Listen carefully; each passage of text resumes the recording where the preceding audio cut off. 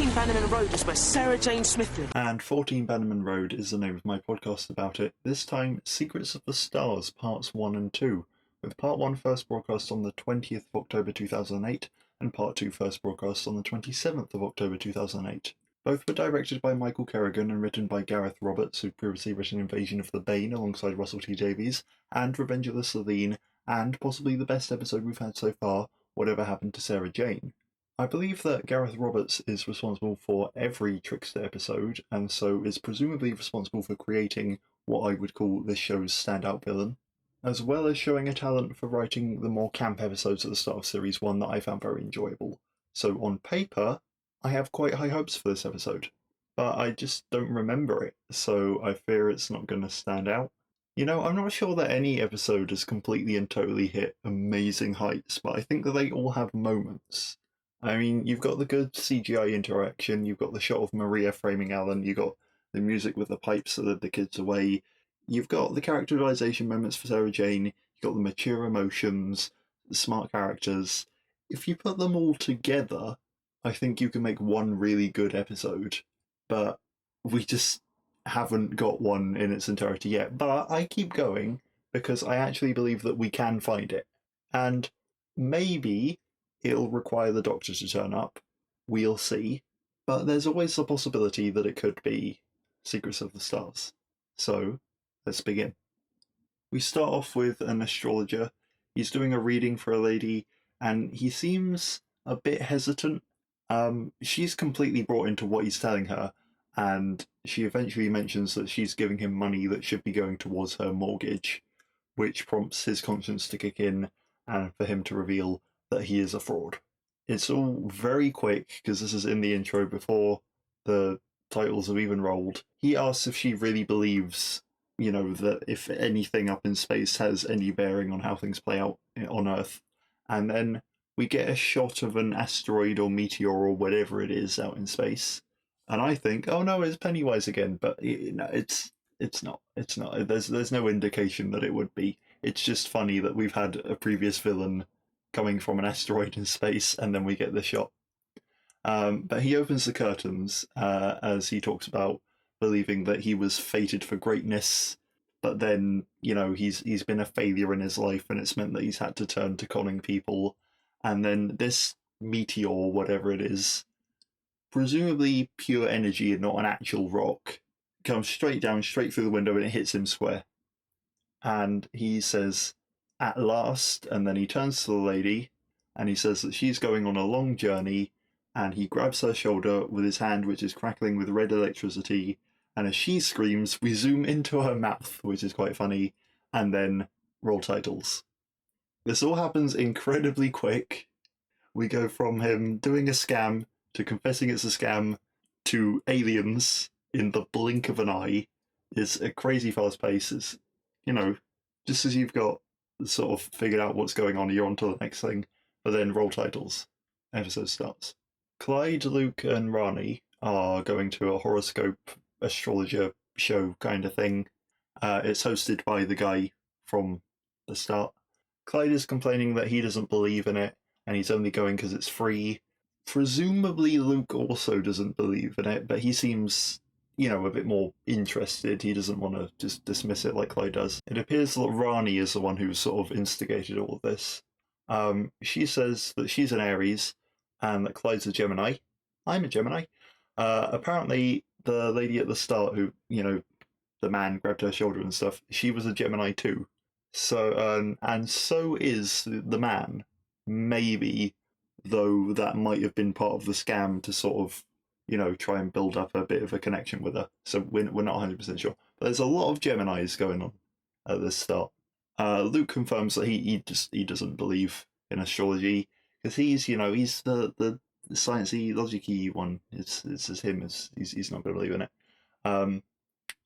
But he also says that he doesn't have a birthday because he wasn't born, so he doesn't have a star sign. Now, surely, if he believes that it's all made up, then you could just assign him, you know, like the day he broke out of the Bane place, the day he was activated or whatever. Just assign that day for him. It's as good as a birthday, isn't it? Surely. They get greeted by a lady who is possibly the victim lady from the start, but her hair's different, so I'm not 100% sure. And she says that it's essential that they write down their names and dates of birth and they put them into a box for the show. And Clyde says that Luke should do his activation day. Apparently us Geminis think alike. Geeta and Haresh turn up, Ronnie's parents.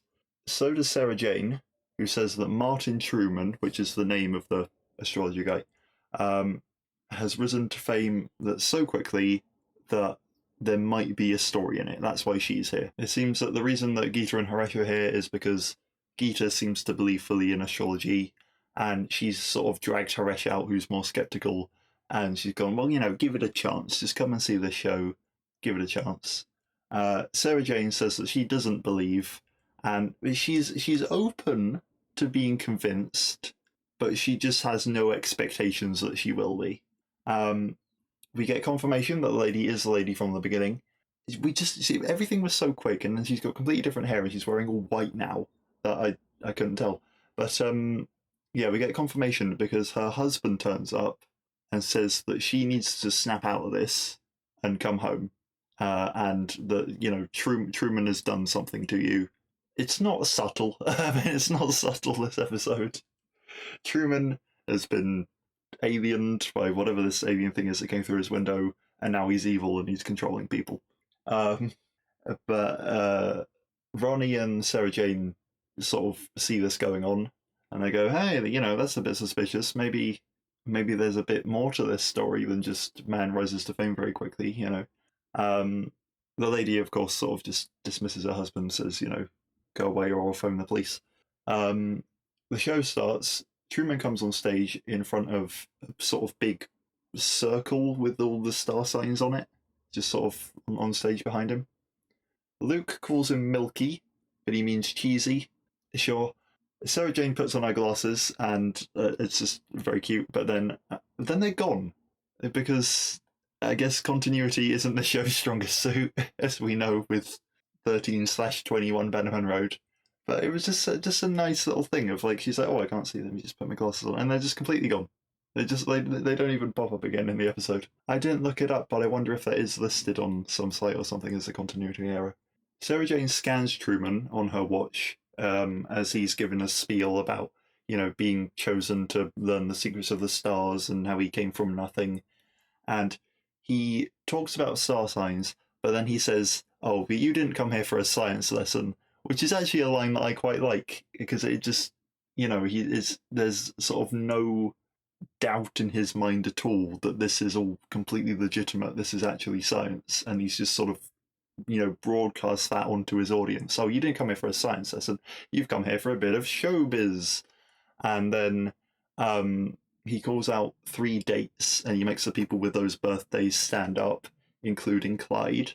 And he makes them stand up and sit down a lot, and Clyde wonders how it's working, and he seems a bit embarrassed by this. Sarah Jane seems amused. Presumably everybody's just sort of being led to believe that it's peer pressure. He's just sort of, if they've singled you out and he's saying stand up, you sort of almost feel like you have to. Sarah Jane then says that it's just the power of suggestion, it's a parlor trick, whatever.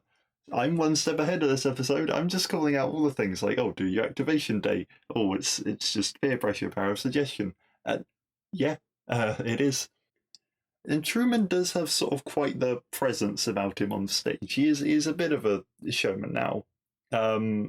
So I don't like him in terms of he's a likable character or anything, but I like his performance. It's also funny that he's called Truman when he's telling lies. And he calls out a lady in the audience, and he gives some info about her. And then Sarah Jane says that she's a plant, and Luke is confused because, it's Luke. He doesn't. He's a vegetable life form. What's going on? All your standard stuff with Luke. What fun we have. But then Truman calls out Rani, and he says that she's moved house recently, and that she's seeing the world anew, and that her dad is a Taurus and her mum is a Gemini. How do we know all that? Well, Geeta and Haresh have probably put their signs in the box before the show, so he knows about that. But, how does he know about her moving house? Also, Geeta's a Gemini. Why are there so many Geminis? He then calls out Sarah Jane. they're all sitting next to each other, so he's really kind of focusing on this little area of the audience with Sarah Jane, Ronnie, and Clyde, and well, Lucas F. He doesn't call out Luke. But he's called out a few other people, but he's quite focused on them. But he calls out Sarah Jane, who is a Taurus, not a Gemini, and he sort of alludes to her past with the Doctor. We get some little flashes of the 10th Doctor, which is quite cute. And Sarah Jane says, okay, it's obvious you know all about my past. I don't know how you know this, but what about the future then, huh? Can you tell the future? And he says that in the future, she is going to lose. The show's over. Sarah Jane reveals the result of the scan with her scanner watch with the cute little rhyme that Truman is human. And so it's off to Mr. Smith to find out what's going on. Ronnie goes home with her parents. In the dressing room after the show, Truman is telling the lady who's called Cheryl that this was his last performance before he speaks to the world. And then he sort of predicts that a lady's going to walk in, and on cue she does, and asks him to fill in on a TV show because the previous guest fell down the stairs in her bungalow. We get possibly the slight implication that Truman has killed her, or at the very least sent Cheryl to do it, or like they've put this lady out of action, because if she's phoned in saying, "Oh, I can't come in, I've fallen down the stairs," but she lives in a bungalow, that there's obviously something weird going on there. We cut to Sarah Jane bursting in with a very sort of aggressive, almost, "Mr. Smith, I need you." I need to make a supercut of all of these. Clyde suggests that we know that psychic energy is real because Luke used it to move the moon before. But Sarah Jane says this is different, okay? Because Truman is seeing into people's lives. This isn't just using psychic energy to do things like make people stand up. He knows about people. So Mr. Smith gives the theatre area a scan, and he finds nothing irregular. No regular energy, because it is a theme of this show for Mr. Smith to actually be kind of useless. Sarah Jane says, okay, well, fine, he must be shielding the energy with a biodamper. Apparently a biodamper was mentioned in Doctor Who at some point, so it's another little tie-in. I can't remember when it was mentioned, though. Back at Truman's home, he's giving some more exposition to Cheryl. He's telling her that he can feel the planets turn or something, and that tomorrow the ancient lights will align, and he's going to give his blessing on TV, but that Sarah Jane is his opponent, and she's going to try and stop him. The next day, Sarah Jane has got Mr. Smith to locate Truman's house, and so she's going to go and set out when Luke's feeling a bit down, and he's just sort of not happy about not really having had a childhood. I guess if everybody else that you're sitting with that at this show has been called out, and you're the one who's left there not just sitting there all on your own, it's made him feel a bit singled out and different. So he's still feeling very out of place. Sarah Jane comforts him, and he's not immediately happy all of a sudden after she says so, because that would be unrealistic. But he's sort of has a bit of a think about things. It's just a nice, mature moment. It's just a nice. They do emotion very well on this show, and I quite enjoy it. Ronnie comes out from over the road at just the right time to catch Sarah Jane leaving, so decides to go with her. And Mr. Smith starts teaching Luke about the history of astrology, and he mentions that it's in the cultures of other planets too, which is sweet. Possibly a hint that Truman might be affecting other planets with his broadcast and not just Earth. So I have to see what happens with this broadcast. I feel like I'm getting through this at quite a pace, but it's. I think just in general the pacing of the show is really quite quick. Sarah Jane and Ronnie get to Truman's, and Ronnie is a bit worried that he's just going to turn him away and say, go away, don't want to talk to you. So Sarah Jane says that the first rule is to never take no for an answer. I would like to say that there are some situations in which you should definitely take no for an answer. And it's just a bit, even when you're focusing surely on journalism, you're not paparazzi doing anything for the scoop. You still got to respect who you're trying to investigate, surely. Just, Anyway, Cheryl opens the door, she welcomes him in, it feels perhaps a little bit dodgy that Truman has kind of made her his slave, and they mention the word slave in the program, um, especially because she's black. He doesn't seem to mistreat her beyond the mind control, but the mind control itself is bad enough, right? But yeah, there's just this kind of little hint of discomfort in this, that she's acting on his every whim against her own wills. So Sarah Jane starts scanning Truman again, now that her scanner is set to see if he's got this biodamper or whatever. The scanner makes a noise. The scanner has always made a noise, but till now I've sort of treated it as a suspend your disbelief that nobody can hear it kind of thing. But as I'm thinking that, Truman notices and just says, "Scan away, you're not going to find anything." And then he goes off a bit about her needing to scan things and needing empirical evidence, and how there's no common ground between them because she's skeptical and he can't explain his powers to her because she can't believe it because there's no evidence to it. And he just sort of gets angrier and angrier, saying that she won't be allowed to stop him. And Sarah Jane is defiant, and then Truman says that, well, the doctor may have taught you well, but he's not here now. We get lots of close-ups on everyone's faces. Even Rani, who hasn't said an awful lot since she's just stepped in and asked how Truman rose to such fame in only 2 months. Yeah, but we're just getting loads of reaction shots of everybody's faces, lots of close-ups. And the campness is creeping in a little bit with Truman, but I think there's too much aggression and not enough showmanship to really hit the heights of like Slovene campness or anything.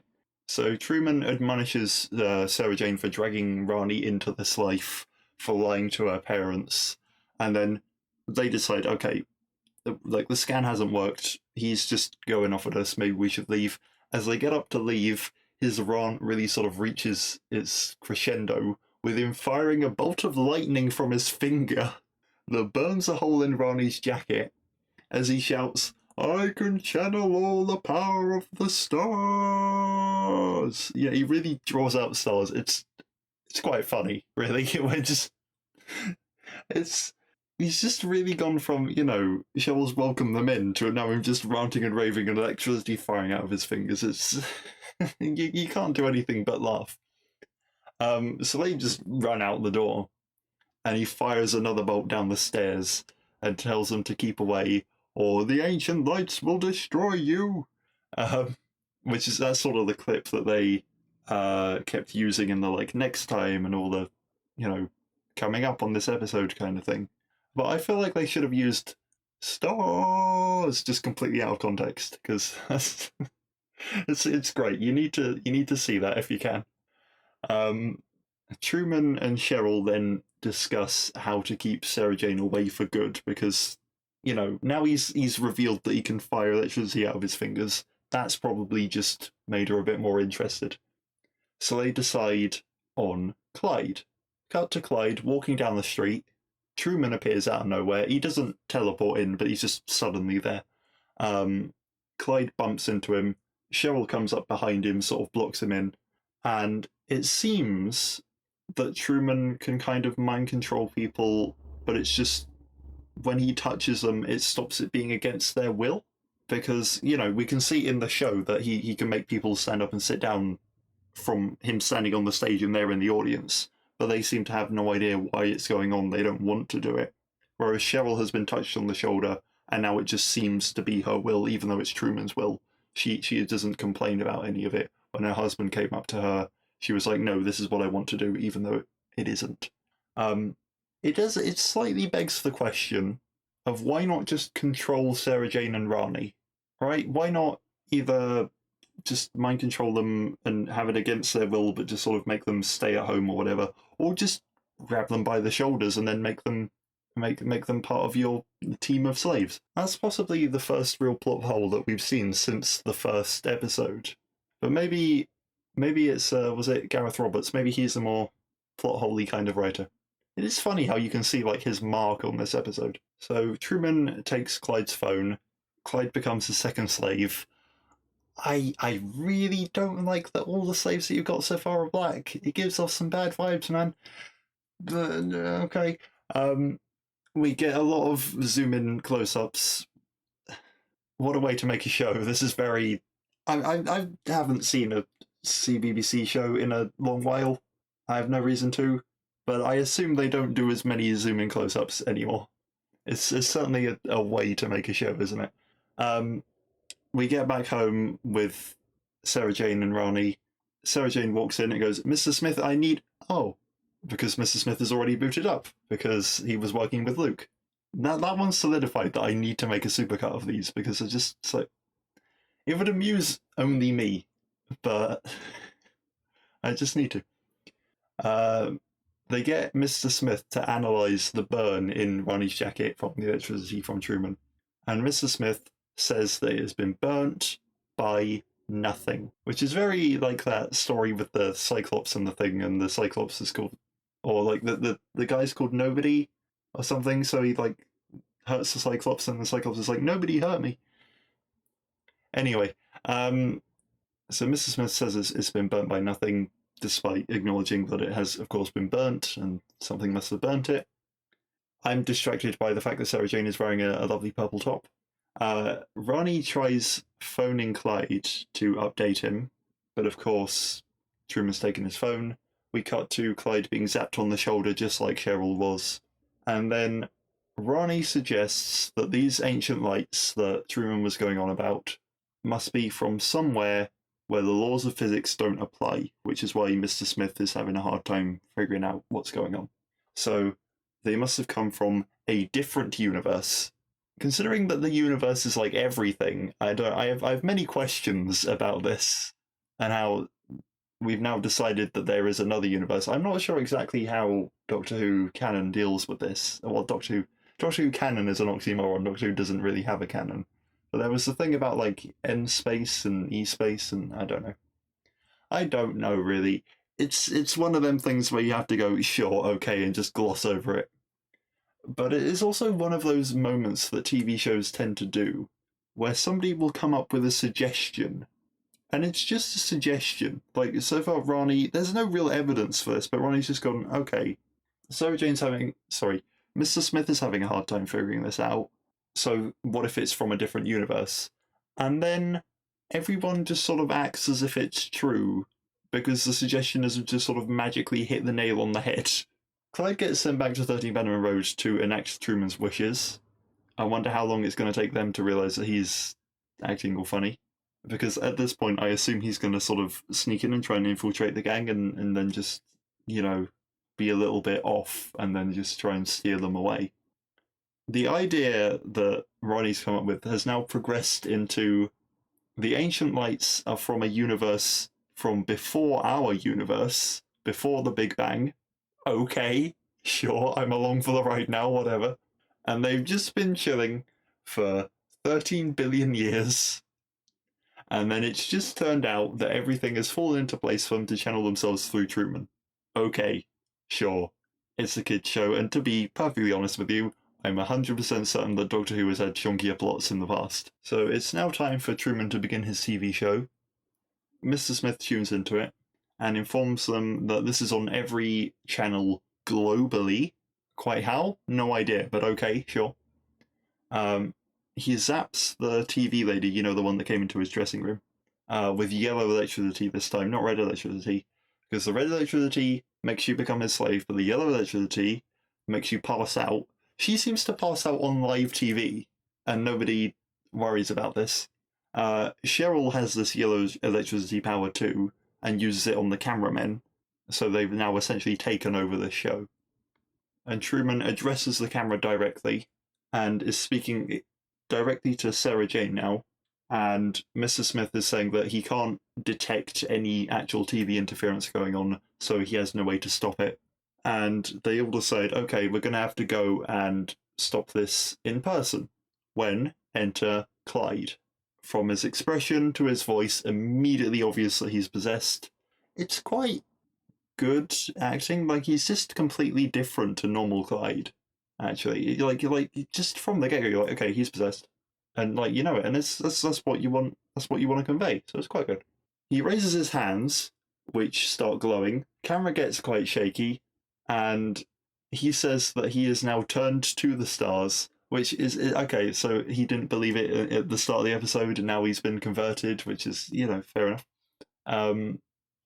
A wind whips up in 13 Bannerman Road. Clyde says that Truman has given him power. Rani is just searching for answers. It says, Mr. Smith, what is happening? Which causes Mr. Smith to get stuck in a loop of nothing is happening, nothing is happening, nothing is happening, which kind of just makes it sound like he's gone completely off the deep end. Clyde's voice starts to echo. He's just become a god or whatever now. And he says that a new age is dawning and that the ancient lights are reborn. At this point, we're still slightly unsure of what the villainous plan is, right? Like, everybody's just kind of gone, oh, we've got ancient light power or whatever, but we don't know, like, what it's going to be used for. Clyde's eyes start going red, because of course. He points his hand at Sarah Jane and says that she must be destroyed. Roll credits. What a ride that part 1 was, huh?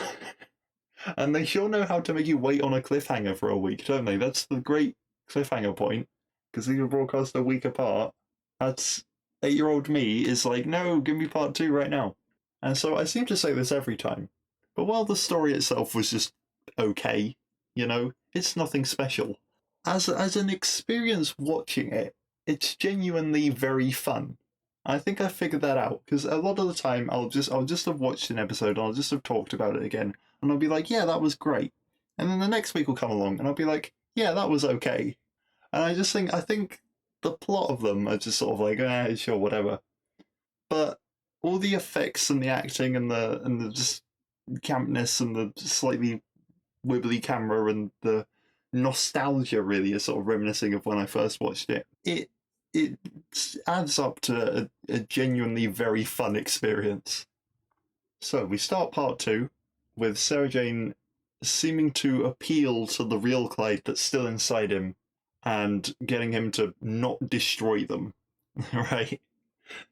Imagine that's it. Sarah Jane Adventures is now over. Clyde just destroys the gang. But no, he is still under Truman's control, right? He's not completely snapped out of it. He's just holding off on killing. We cut to Truman and his message again. And then Haresh is at home trying to phone the cable company because he's like, well, I don't want to be paying for this. I don't want to be watching this, because Haresh just completely doesn't believe any of it. But Geeta is transfixed by this, and she actually gets possessed by Truman's message alongside all the other Geminis. The Geminis are the first to go. Great, thanks. I'm little 8-year-old me got possessed. Sarah Jane is trying to convince Clyde to stop this altogether, but he zaps the ceiling in warning. And Sarah Jane says that Clyde, you know, you're only here to deal with me, aren't you? So you should let Rani and Luke go. So Clyde does actually let Rani go, despite her saying, basically in his face, that she's going to run off and get help. But sure, whatever, he lets her go. As Luke is about to go, Mr. Smith reboots and stops going, nothing is happening. Truman is telling everybody to find friends and take their hands and sort of form circles. Rani, who's now run outside, has seen Geeta walking out of their house and joining the people in the street, and Haresh following her out, trying to stop her. It's quite reminiscent of the bubble shock thing with Maria and Maria's dad Alan, and him going around going, drink it, and Maria sort of being shocked by this. And so it seems that Gareth Robert likes a good possession. Fair enough. Gemini's done. On to Cancer. It seems that you don't even need to be looking at the TV, because a woman gets possessed outside, just out in the street. She's probably one who's come out and, like, I don't know, her husband or whatever was a Gemini, and she's followed him out, and then she gets possessed as well. She was Cancer.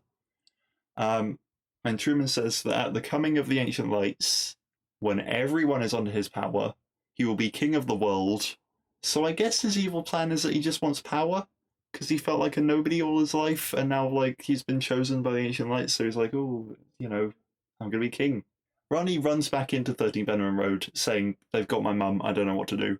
Sarah Jane is trying to talk Clyde into letting her go, but as he's sort of being pushed to this point and is about to actually zap her, Luke touches him, and all of a sudden he gets unpossessed. So we know that Luke is going to save the day because he wasn't born. That's very convenient, isn't it? The one fella in this crew, the whole danger is that it affects everybody who's been born, and he's the one guy who hasn't been born.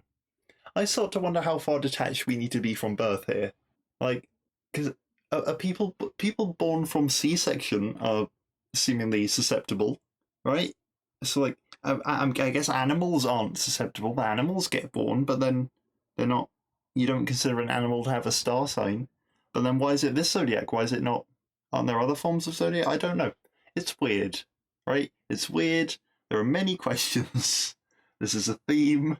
Sometimes you get so many questions that you just have to gloss over them and go with the flow. The pacing does seem weird, though, because we've seen Truman being suspicious from the intro, and now we know basically how he's going to be stopped because Luke's going to just, like, poke him or something. So, I don't know. He's got, like, 10 zodiac signs to get through, and we've sort of... I'm not sure where exactly we can go from here. But we get some news reports. We see Trinity Wells again. Good old Trinity Wells doing the American news report.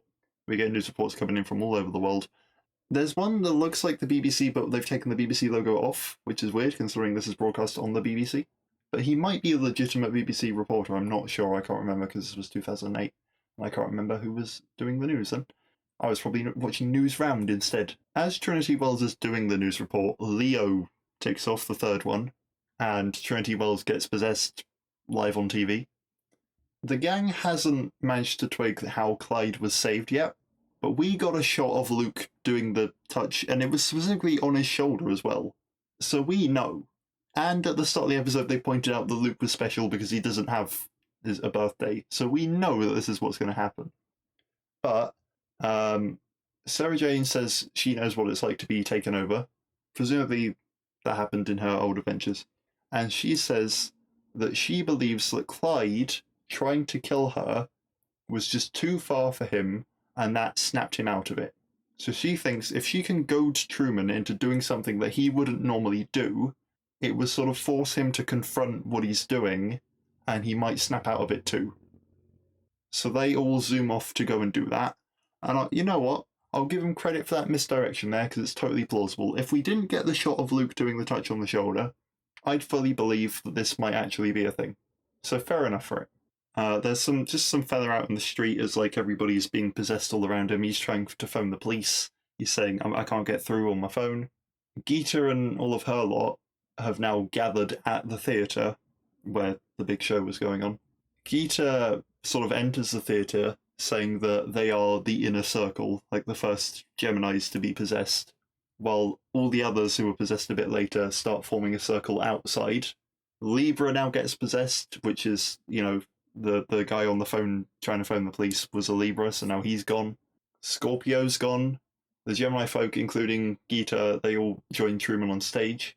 Rani comes up with a suggestion that also, you know, you can try and goad Truman into confronting what's going on, but also he's, you know, broadcasting all this stuff to the world on TV. What if we just switch off the power so he can't broadcast anymore?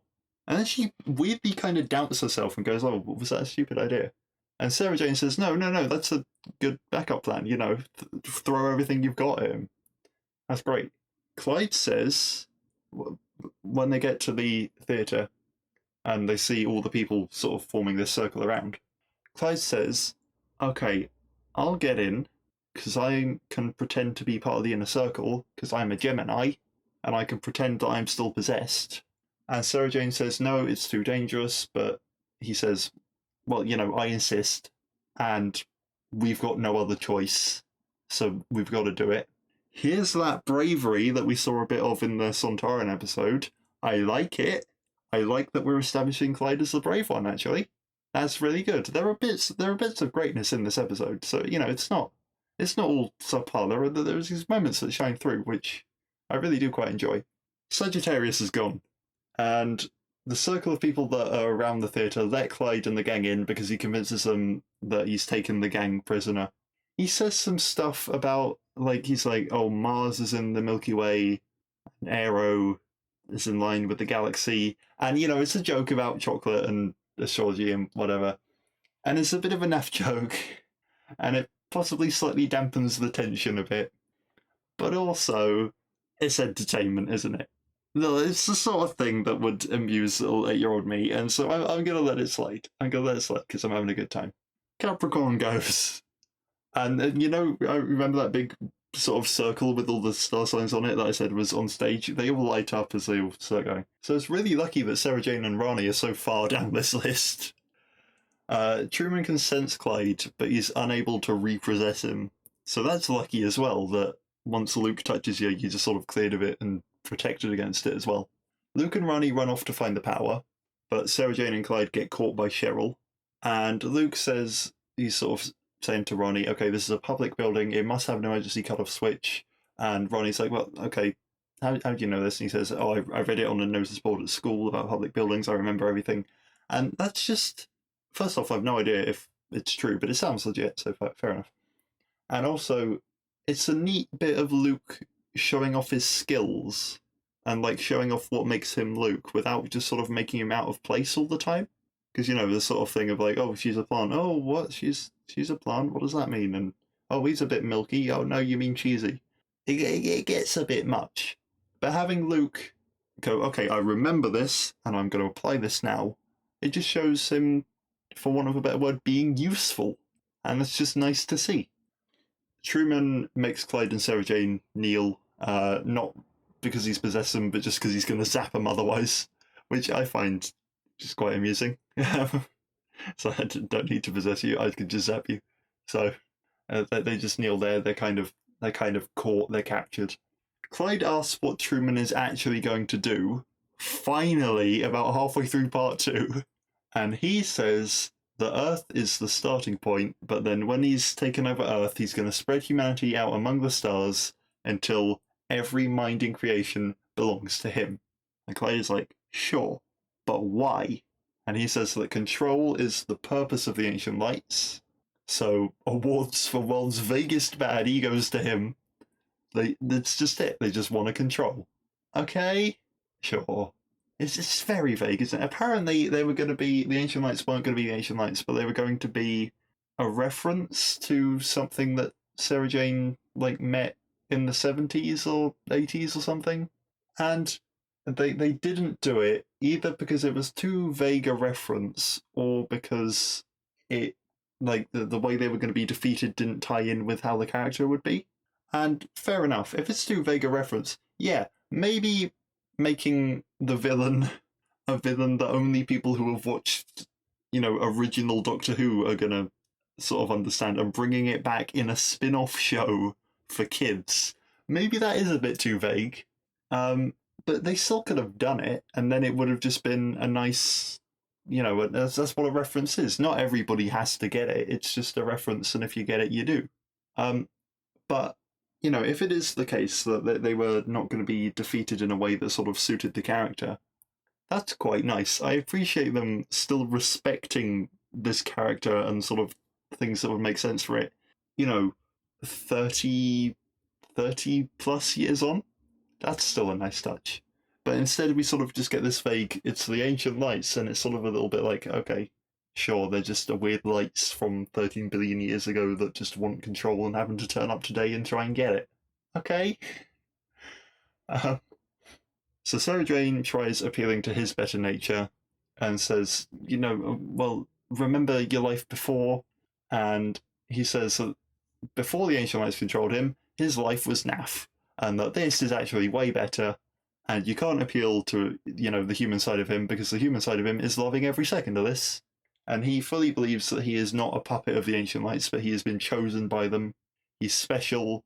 The Ancient Lights have waited 13 billion years to find him. He was born at exactly the right time, and they've channeled themselves through him. And while That might be Codswallop, we don't know.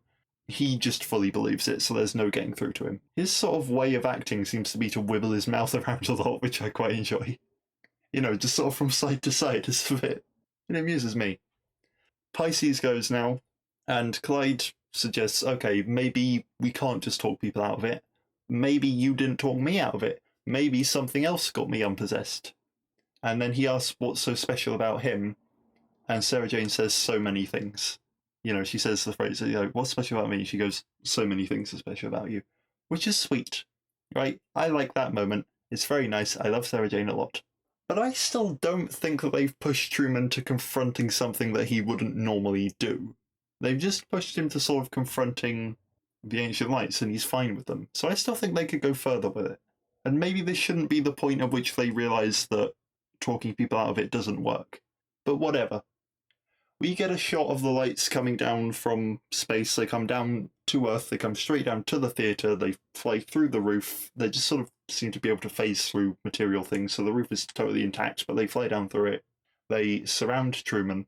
I have no idea how they're going to explain this one away, how they're going to explain the entire population of Earth getting slowly possessed under this man.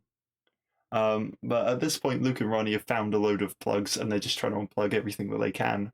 And then they find the main switch that they need to switch off, but Ronnie can't turn it off because it's all zappy. And then it's Ares time, and Ronnie gets possessed. Luke has a go at turning off the switch, and it turns out the zapping just doesn't affect him at all. The Bane really gave this kid, like, really applicable superpowers, huh? It turns out, however, that even turning off the switch and turning off all the power to the theatre and turning off the broadcast doesn't do anything, because Truman doesn't actually need the broadcast, which slightly calls into question why he's broadcasting. But it does prove the lady who got possessed out in the street and wasn't watching the broadcast, she isn't a continuity error. Like, you can just be possessed out in the street. And Truman explains that he's broadcasting just to relay instructions. That's all it's for. You know, it's not to possess people, it's just to tell them what to do. He's already connected to everybody, he's already got them all possessed. He's really powerful. The Ancient Lights are, you know, crazy powerful. Like, thank goodness they're not destructive, otherwise the world would just have exploded by now and there'd be nothing you could do about it. But he says, you know, practically everybody is already lined up in these circles now. I can just find another signal if I need to tell them what to do, but, you know, it's basically done. You haven't stopped me.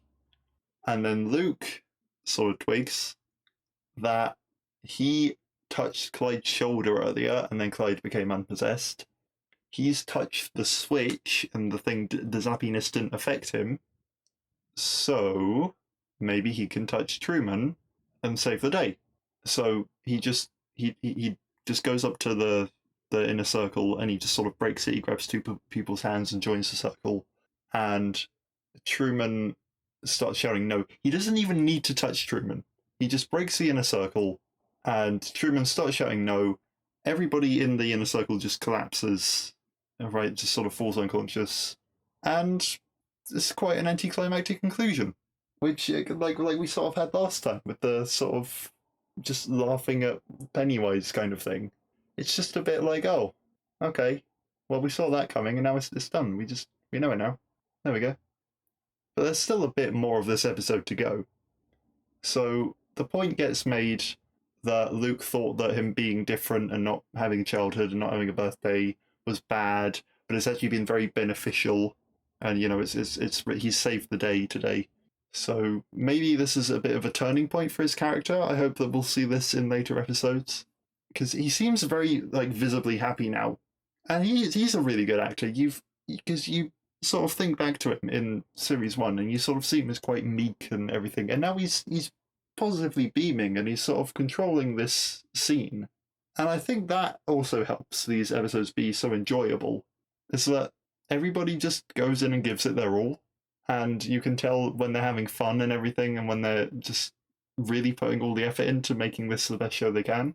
And that's just very enjoyable to view.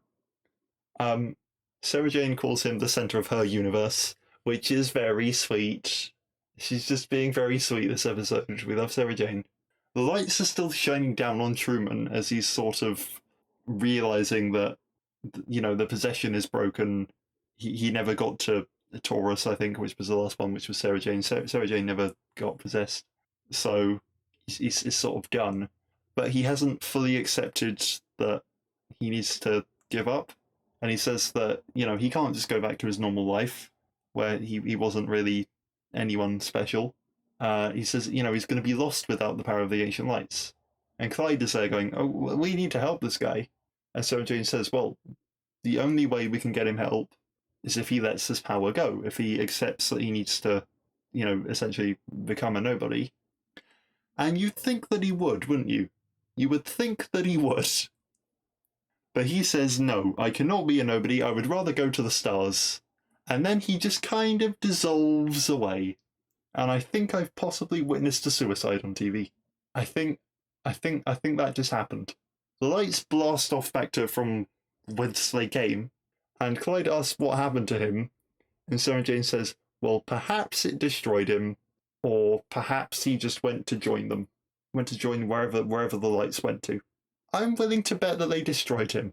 I mean, this show hasn't held back on murdering children before. We've been over that. But I feel like actually showing a man die, they've sort of just shown it in the most poetic way possible, where there's been a bit of ambiguity because it is a kid's show. But I'm fairly certain that we don't see Truman ever again. And I'm fairly certain that we don't see the Ancient Lights ever again. Maybe we will in another 13 billion years' time. But yeah, that's just sort of it. They go, he's gone, and that's it. The gang all decide to hightail it out of there so they don't have to explain anything to Geeta, who's waking up.